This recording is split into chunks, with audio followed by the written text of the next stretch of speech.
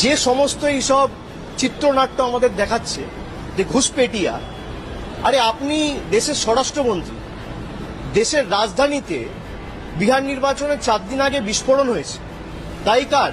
দিল্লিতে মমতা ব্যানার্জির সরকার। জম্মু কাশ্মীরে 4 জন জঙ্গি ঢুকে 26 জনকে দিনের আলোতে গুলি করে ঝাঁঝরা করে মারল। জম্মু কাশ্মীরে পুলিশের দায়িত্বে কে রয়েছে? ইউনিয়ন মিনিস্ট্রির আন্ডারে রয়েছে পুলিশ। বর্ডারের পাহারা কে দায়িত্বে রয়েছে? বিএসএফ। তাহলে একদিকে বিএসএফ আপনার স্বরাষ্ট্র মন্ত্রকের অধীনে, অন্যদিকে দিল্লি পুলিশ থেকে শুরু করে জম্মু কাশ্মীর পুলিশ আপনার স্বরাষ্ট্র মন্ত্রকের অধীনে।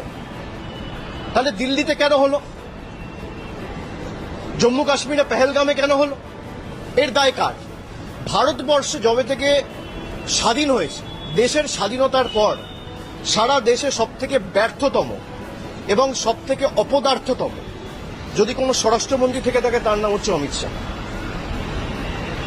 আপনি জিজ্ঞেস করুন, যে বিজেপির সাংসদরা বলছে যে দেশের স্বরাষ্ট্রমন্ত্রী নিজে একজন ঘুষপেটিয়া, সে এসে বলছে বাংলায় ঘুষপেটিয়া আটকাও। আরে বাংলায় যদি ঘুষপেটিয়া হয়ে থাকে, 11 বছর ধরে আপনার সরকার কেন্দ্রে, 6 বছর ধরে আপনি দেশের স্বরাষ্ট্রমন্ত্রী, সবার আগে আপনার রিজাইন করা উচিত। আপনি কাকে এসব বোকা বানাচ্ছেন? কাকে এসব বলে বোকা বানাচ্ছেন?